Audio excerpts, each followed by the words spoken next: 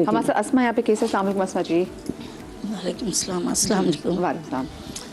जी, मैं सबकी बात सुन रही थी और मुझे बहुत अच्छा लगा, सबकी बातें बहुत अच्छी लगी। सबसे ज़्यादा मुझे इनकी और आपकी भी, क्योंकि जब ये बातें सुनो ना तो हम जिसके साथ कुछ ट्रेजेडी भी होती है तो उसको एक ऐसे लगता है कि बस ये लोग ऐसे ही सुना रहे हैं या ऐसे ही बता रहे हैं, लेकिन देखा भी होता है कहीं कि वाकई बहुत अच्छे लोग भी होते हैं। क्या ट्रेजेडी है उसमें जी? मेरे साथ ये हुआ कि मेरी एक बेटी है, इकलौती बेटी है, उसका रिश्ता आया। बज़ाहिर बहुत अच्छे लोग थे और जब वो लोग आए और देखने में बहुत मुझे असर सुख वाले लगे, इज़्ज़त देना, तो हमारा भी वो कहते हैं ना, बेटी वाले तो देते ही इज़्ज़त हैं कि भाई इज़्ज़त देने की हमारी बच्ची अगर अल्लाह करे कि इन्हीं से निस्बत हुई हुई है, इधर ही हमारी बच्ची का नसीब भिड़ा हुआ है, तो हमने तो इनकी इज़्ज़त ही करनी है। लेकिन बाज़ लोग इज़्ज़त के साथ साथ हमारी इज़्ज़त को ले जाकर पामाल करते हैं। वो ही बात में मेरे दामाद में बज़ाहिर बहुत अच्छे थे, बहुत इज़्ज़त से हमारी बच्ची को ब्याह के लेके गए, लेकिन सिर्फ 4 महीने बाद ही मेरी बेटी का जहेज़ भेज दिया पूरा। जिस मेहनत से, जिस मशक्क़त से मेरे शौहर ने मैंने उसको दिया था, उसने एक सामान भेज दिया ये कहकर कि मैंने तो अलग घर लिया था और ये कहा था कि मैं बाद में घर वालों के साथ आ जाऊंगा और इससे अच्छा सामान ले लेंगे। बज़ाहिर बहुत अच्छा, माशाल्लाह मैं क्या कहूँ, मेरे दामाद इतने खूबसूरत, इतने हैंडसम, इतने अच्छे, पढ़े लिखे, ग्रेजुएट, लेकिन उनकी बातें मेरे ख्याल में हम मिडिल क्लास वालों से भी नीचे। मारते पीटना, ये सब, ये जो डिग्रीज है ना, इनको आप तालीम का मयार मत समझे। हाँ, ये नहीं है। और वो 4 महीने बाद वो सामान भेज दिया। जब मैंने बेटी से पूछा तो आपने नहीं पूछा उनसे कि सामान क्यों बेच रही जी, मैंने पूछा ना, मैंने बेटी से कहा, बेटी कहने लगी अभी मेरी खुद समझ नहीं आया, मैं कहती रह गई क्यों क्यों क्यों, तो लेकिन जब सामान बेचे तो उसका पैसा वो कहाँ खर्च करना था? बताया ही नहीं ये सब, बस भेज दिया। असल में बात ये हुई कि बाद में हमें ये उनकी बातों से लगा है कि एक जो होते हैं ना अपने बेटों को ये तो सिखाते नहीं है कि तमीज़ और तहजीब तरबियत क्या चीज़ है, लेकिन उन्होंने कमाने का रास्ता नहीं बताया हुआ होता अपने। आपका दामाद कुछ नहीं कमाता? नहीं, वो समझ लें एक तरह से, क्योंकि मुझे बताया आपकी इकलौती बस बज़ाहिर तो उन्होंने बहुत कुछ बताया, ये करता है, ये करता है, इस तरह करता है, उस दुकान पे इसकी पार्टनरशिप थे और ये इतने पैसे कमाते हैं, तो हमने यही सोचा बच्ची कम से कम खुश रहेगी। लेकिन उससे सारा सामान बेच दिया। जब हमने पूछा तो बहुत अक्कड़ से, क्यों भाई आपने तो दे दिया था, मेरी मर्जी, मैं कुछ भी करूं, हमारा ही था, किसके लिए दिया था, संभाल लें ना आपकी बेटी को। 4 महीने में आप इतना कुछ उन्होंने मेरी बच्ची के साथ किया। बाद में वो लड़ी, जैसे कहते हैं ना, आपने ऐसा कर दिया, मेरी माँ का दिल दुखा, मेरे बाप का दिल दुखा कि इतनी मेहनत से करा तो उसको इतना मारा पीटा, यानी उन 4 महीने 5 महीने में उसको इतना मारा पीटा। फिर अल्लाह ताला ने खुशखबरी दे दी, बेटी हो गई, तो हमने सोचा कि चलें बेटी हो गई अब संभल जाएगा। बाज़ लोग होते हैं, अच्छा मुझे लगता है कि हमारी बेटी तो नहीं संभाल सकी, शायद उसकी अपनी बेटी की वजह से अल्लाह ताला संभाल दे, लेकिन बेटी हुई तो लो और उसके खर्चे बढ़ गए। लेके आओ अपने घर से, जब वो हमारे घर से जैसे राशन वाशन नहीं लेके जाती थी तो मारता पीटता था, पैसे नहीं लेके आ रही, मारता पीटता था, ये चाहिए वो चाहिए। अल्लाह, बहुत परेशान हो गए थे हम लोग। यानी आखिर में यह आ गया कि हमारी बाइक थी बेटे की, वो बेच के मैंने थी उसको, और फिर भी उसने कोई जुल्म तोड़ने से अभी आपकी बेटी की करंट सिचुएशन क्या है? ये वो बहुत परेशान रहती है और उन्हीं के साथ है। वो यही कहती है कि 2 बेटियां हो गई ना, तो वो ये कहती है कि अम्मी आगे जाके ना कोई ये तो कहेगा नहीं, ये कहता है कि इन बेटियों के मुँह से घर बसा के रखती मैं। अच्छा, तो मैं वैसे सब लोगों से एक चीज़ ज़रूर रिक्वेस्ट करना चाहूँगी। अक्सर हमें ऐसा लग रहा होता है ना, जब लड़का लड़की में केमिस्ट्री नहीं होती तो हम कहते हैं कि जब इसमें बच्चा हो जाएगा ना तो फिर एक ऐसी पर्सनैलिटी ऐड हो जाएगी, इस ख़ानदान में कैसा रिश्ता ऐड हो जाएगा कि उसकी वजह से ना ये दोनों मियाँ बीवी ठीक हो जाएंगे। उसके लिए शायद रिश्ता निभे, जिस रिश्ते ने नहीं निभना होता ना, वो नहीं निभना होता। खुदा के लिए उसके अंदर मज़ीद जाने ऐड करके उन बच्चों की ज़िंदगियाँ मिजरेबल मत बनाएं, क्योंकि होता है कि जब अगर वो जो इनकी अल्लाह आपकी नवासियों की बहुत प्यार नसीब करे, लेकिन वो बेटियां जो कि घर में बहुत टॉक्सिक माहौल देती हैं, यकीन माने वो भी किसी ना किसी टॉक्सिक बंदे का इंतखाब करती हैं वो उसी ट्रैप में जाके वापस गिर जाती हैं। तो अगर उनके लिए कंफर्ट जोन है, और इसके क्योंकि उन्होंने अलावा वही देखा है। इसके अलावा ओके, ये बेसिकली कॉन्सेप्ट है, ये वो comfort zone.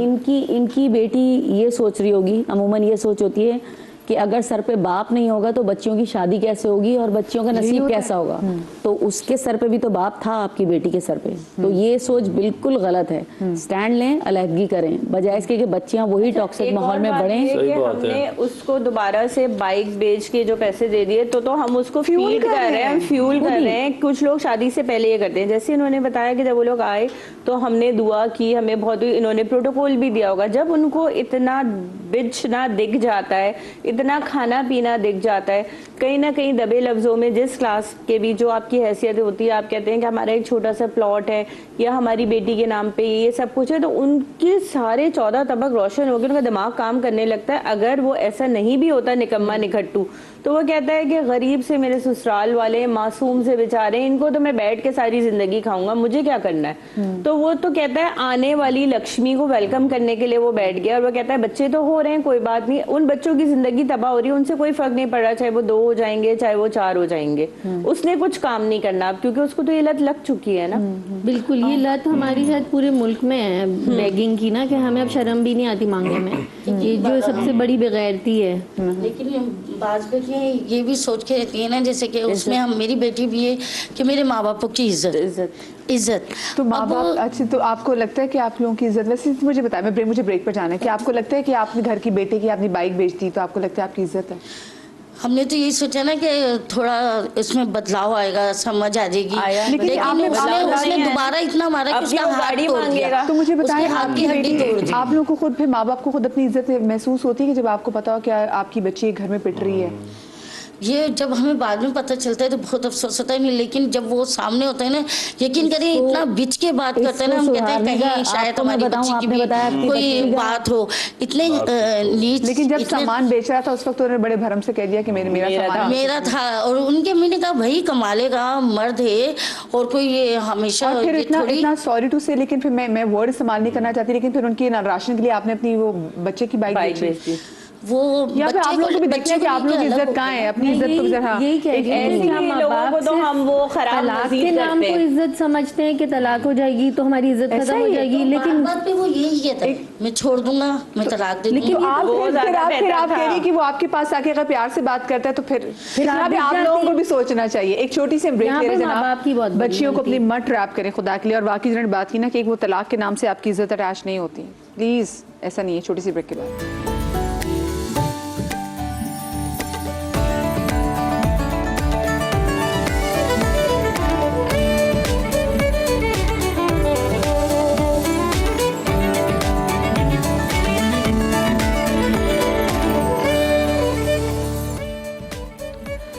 Welcome back after the break. और ब्रेक के बाद मैं ज़रा आपसे पूछना चाहूँगी कि अक्सर जगहों पे दामाद अपनी वाइफ के पेरेंट्स से बहुत जहाँ पे फरमाइशें करते हैं, और अगर फरमाइशें जब उनकी पूरी नहीं होती या कोई भी उनकी ऐसी चीज़ उनको बुरी लगती है तो वो उनको तलाक की धमकी देते हैं, बार बार तलाक की धमकी देते हैं। जैसे उन्होंने अपना वाक़या भी बताया कि केस में कैसे कि 12 साल बच्ची ने माँ बाप की शक्ल नहीं देखी, सिर्फ जनाजे भी देखने के लिए गई क्योंकि दामाद की ईगो हर्ट हो गई थी।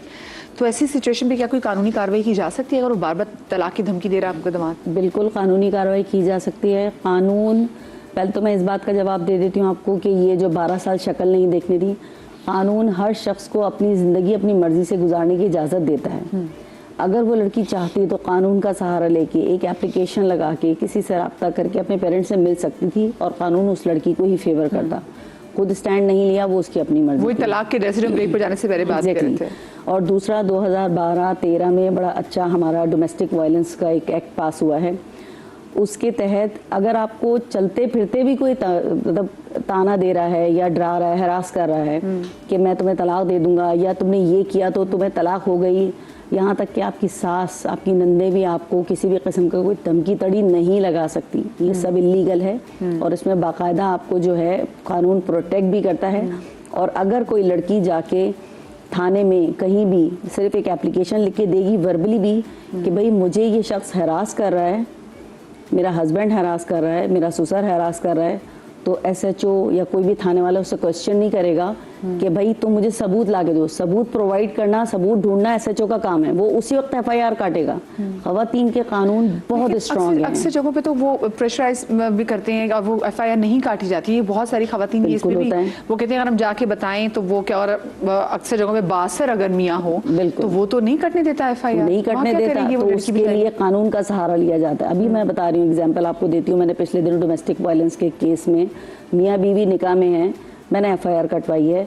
उसमें सेम सिचुएशन थी, थाने वाला FIR नहीं काट रहे थे, वो लड़की बेचारी विक्टिम जो है एक्यूज बनी खड़ी होती थी और वो लड़का बैठा होता था थाने के ऑफिस में। हमने DJ पे एप्लीकेशन लगाई है, इसको 22A कहते हैं। ये आपकी FIR के लिए एक एप्लीकेशन होती है और इसके साथ हम 22B भी दाखिल करते हैं कि इस लड़के के खिलाफ FIR भी काटी जाए और लड़की को प्रोटेक्शन भी दी जाए। कानून आपको प्रोटेक्शन भी देता है, फौरी तौर पे ऑर्डर होता है और वो लोग पाबंद होते हैं FIR काटने के। उसके बाद सबूत सारे ये लोग खुद ढूंढते हैं। तो पाकिस्तानी कानून में खवातीन की बहुत ज़्यादा प्रोटेक्शन है। अच्छा, आप मुझे ये बताएंगे कि ये दौरानी एप्लीकेशन लगी, मियाँ को पता चल गया कि वाइफ ने एक एप्लीकेशन डाल दी है, उस दौरानिए से लेके जब तक वो चीज़ें प्रोसेस होंगी, एक्शन में जाएंगी, उस दौरान क्या औरत के लिए कोई तहफ़्फ़ुज़ होता है? बिल्कुल, मैं बताती हूँ। ये जो 22AB की मैं बात कर रही हूँ ना, ये चूंकि एक हरासमेंट का है, नोटिस भी जाता है उसको। ये चूंकि हरासमेंट का है, ये विदिन अ वीक प्रोसेस है। इसमें हम 2 दिन और 3 दिन की भी डेट्स ले सकते हैं। ये विदिन जान को खतरा है ना। एग्जैक्टली। लेकिन 99% ऐसा होता है कि थाने की एक एप्लीकेशन जाने के बाद आदमी ठंडे हो जाते हैं, बिल्कुल ससुराल वाले ठंडे हो जाते हैं, फिर कोई लड़की को परेशान नहीं करता। ये अभी थोड़ी देर पहले एक खातून जो बैठी, अलबत्ता तैयारी जरूर हो रही थी कि अब इसको फारिग कैसे करना है। ये तो घर की इज्जत बड़ा को प्लान करेंगे। हाँ, अब इस घर की इज्जत को बाहर ले गई है। ये एक बहुत बड़ा स्टैंड होता है कि लड़की कोर्ट तक जा रही है। ये हमारे पाकिस्तान में एक बहुत बड़ी चीज़ है। जी। तो अगर आपको आपका हस्बैंड चलते फिरते भी हरास कर रहा है तो आप जाइए थाने में एप्लीकेशन लगाएं, कोर्ट जाएं। पहले कोशिश करें कि घर के बड़े इस मामले को हल करें। मैं इनके जवाब दे दूं, इसमें डायरेक्ट FIR ही नहीं हो जाती है, उसमें पहले बुला के उसको समझाया भी जाता है। जब एक नोटिस जाता है लड़के या लड़की के पास तो उसको बुला के पूछते हैं भाई क्या मसला, आगे बात करें। नहीं, इसमें डायरेक्ट FIR है। नोटिस नहीं होता पहले इसमें। नोटिस में दोनों का स्टेटमेंट लिया जाता है। हाँ। लेकिन जब हरासमेंट की बात आ जाती है ना, तो लड़की की बात को प्रेफर करेगी कोर्ट। ओके। बाकी जितनी चीजें हैं वो सबूत ढूंढेगा हमारा SHO या उसका IO। लड़की ने कह दिया तो बात खत्म हो गई। हाँ, जब खुला का मुकदमा होता है, जब आपस में उनकी हरासमेंट चल रही है, खुला के मुकदमे मोस्टली हरासमेंट के बाद ही खुला का मुकदमा होता है, उस वक्त जज समझाता है दोनों को अकेले बिठा के कि भाई ये मामला सॉर्ट आउट कर लो। प्रायोरिटी हमारी भी ये होती है कि आपस में मियाँ बीवी म्यूचुअल अंडरस्टैंडिंग पे जिंदगी गुजारे, शादी खत्म ना हो। लेकिन जब ये डोमेस्टिक वायलेंस का आ जाता है और जब मारना तो किसी सूरत हम लोग तो बर्दाश्त ही नहीं करते हैं बिल्कुल। और FIR और मार तो बर्दाश्त होनी भी नहीं चाहिए। वो तो सबूत इटसेल्फ मिल जाता है ना, कुछ ना कुछ ब्रूज वगैरह। लेकिन हमारे यहाँ खवातीन ऐसी होती है जो अब जाके मुकदमा दर्ज भी कर लेते हैं और बाद में मियाँ अगर जरा माफी मांग ले, तो बहुत सारी मैंने ऐसे देखे डोमेस्टिक वायलेंस के केस जहाँ पे बीवियों को बुरे तरीके से मारा है, लेकिन बाद में फिर वो वकील फिर आगे कहते हैं कि बीवी कहती है जी हम पीछे मैं केस अपना वापस ले रही हूँ, मैं अपने मियाँ के साथ घर वापस जा रही हूँ। तो ये लड़कियाँ भी ना थोड़ा इमोशनली ब्लैकमेल जल्दी हो जाती, तो ये लड़कियों को भी थोड़ा बहुत देखना चाहिए। फिर अपनी इज्जत, सेल्फ स्टीम की अगर शायद बच्चियों के अंदर थोड़े बहुत इंजेक्शन लगाए जाए। मैं ये नहीं कह रही बच्चियाँ खुदसर हो जाएं, बदतमीज़ हो जाएं और बच्चियों के अंदर हो जाए कि नहीं हमने तो घर बसाना ही नहीं है, लेकिन उनको इतना पता होना चाहिए कि भाई अगर अगला आपको बहुत ही रोन दिया ना, अगले ने आपको जलील ही कर दिया है, तो अपने लिए आवाज़ उठाना आपको आनी चाहिए। बाउंड्रीज की एजुकेशन बहुत ज़रूरी है, पेरेंट्स के लिए भी, बच्चों के पेरेंट्स स्पेशली, और बच्चों के लिए सबको अपनी बाउंड्रीज का पता। या तो मैं कि या तो अपने बच्चों कहते तुम अगले की बैंड बजा के आ जाना। मैंने ऐसे माँ बाप भी देखे, वो बच्चों को ऑलरेडी बता रहे कि भी सामने वाली जो है ना वो चौकी पे है, वो अगला आपकी इनके साथ जंग है, ऐसी भी नहीं बात। अंग्रेजी में हम कहते हैं a place for everything and everything in its place. यानी everything in its place is fine, उससे ज्यादा तजावुज भी ना करें और कम भी ना हो। हाँ ना, इदारे अपनी हदूद में रह के काम करें। अच्छा, हमारे से यहाँ पर एक और केस मौजूद है। लुबना जी, अस्सलाम वालेकुम जी। वालेकुम अस्सलाम जी लुबना जी। जी, मेरा मसला दामाद का है। जी कि ज़ाहिर है घर के बड़े दामाद थे और उस वक्त तक मैंने और बच्चियों की शादी भी नहीं करी थी। घर के बड़े दामाद थे और हमारे हस्बैंड ने और हमने यही समझा कि ये दामाद जो है माशाल्लाह बहुत अच्छा, अल्लाह का शुक्र है, कोई ऐसी बात नहीं थी।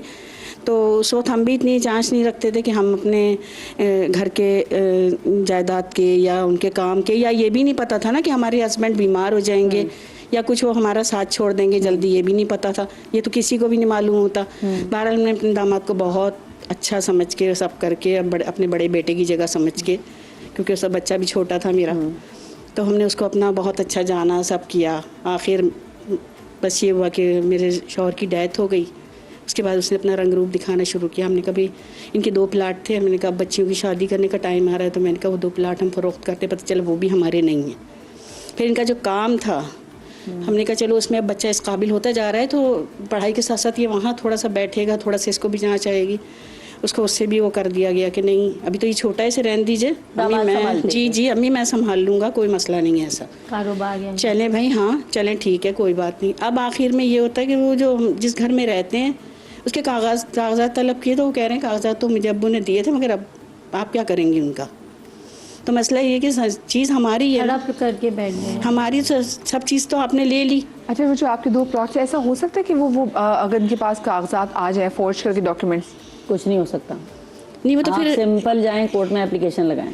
इलाका भी अनथराइज था ना, मतलब उसमें कोई लीज वगैरह का कोई भी नहीं है, नहीं कुछ नहीं है ऐसा। फिर भी अगर कच्चे स्टैम्प पेपर पे भी खरीदा हुआ है ना, लीज नहीं भी है, तब भी आप कोर्ट में जाके प्रोवाइड करें। अगर आपके पास फोटोकॉपी नहीं है तो आप कोर्ट से कहें, कोर्ट खुद रिपोर्ट कॉल करेगा। और अगर वो आपके हस्बैंड के नाम का है ना, तो आपके दामाद को बाहर करेगा। अगर आपकी बेटी हयात है तो आपकी बेटी के ऊपर डिपेंड करता है कि उसने अपना हिस्सा लेना है या नहीं लेना है, तो कर सकते हैं एप्लीकेशन। तो अच्छा, अभी क्या करंट क्या सिचुएशन है? बस अब ये है कि देखिए ना, अब आप चलें ठीक है, आपने इतना कुछ कर लिया, बहुत कुछ कर लिया, सितम ढा लिया, बाकी अब रहने दो। तो अब यही है कि जिस जगह रिहाइश है हमारी, उस जगह का भी यही है कि उसका कोई कागज़ पता नहीं। मैंने कहा इन्होंने कहाँ रखे, तो तुम्हें तो बताते थे, तुम्हें सारी चीज़ देते, तो तुम बेटा मुझे बताओ, ताकि वो ये ज़ाहिर है बिजली का बिल पे या गैस के बिल पे तो मेरा ही नाम आना चाहिए। तो मैं ही हूँ ना अब तो उसी वारिस। तो किसका नाम आता है? मेरे हस्बैंड की डेथ हो गई तो मैं हुई ना। जी। तो वो कह रहा नहीं, वो आप रहने दीजिए, उस बात को भी छोड़े, बिल अभी तक हमारे शौहर के नाम पे ही फिर है। उनके तो नाम उनकी से डेथ हो गई, तो अब मतलब ये कि अब हमें अगर जायदाद फरोख्त करनी है, मुझे मजबूरी है कि मुझे बच्चियों की शादी निपटानी तो ये है। कर सकती है, क्या कर सकती है अगर इनके पास? बिल से कोई फर्क नहीं पड़ता, किसी के भी नाम पे आ सकता है। असल जायदाद आपके हस्बैंड के नाम की है, बिल आ रहा है एक पॉजिटिव है, उस बिल को लेके आप कोर्ट में चली जाएं। कोर्ट खुद पूरी रिपोर्ट कॉल करेगा। जो इस तरह की सोसाइटीज होती हैं ना, जो लीज नहीं होती हैं, उनका कोई ना कोई रिकॉर्ड होता है हमारे पास। तो कोर्ट में भी रिकॉर्ड है, सेंट्रल में भी रिकॉर्ड है इन सबका। आप कोर्ट में एप्लीकेशन लगाएं, दामाद को निकाल दिया जाएगा। अच्छा, कोई पेपर नहीं है ना, गवाहों की बिना पर भी निकाल दिया जाएगा दामाद को। जी गवाह तो हैं, बिल्कुल गवाह है तो गवाहों की बिना पर निकाल दिया जाएगा। सही।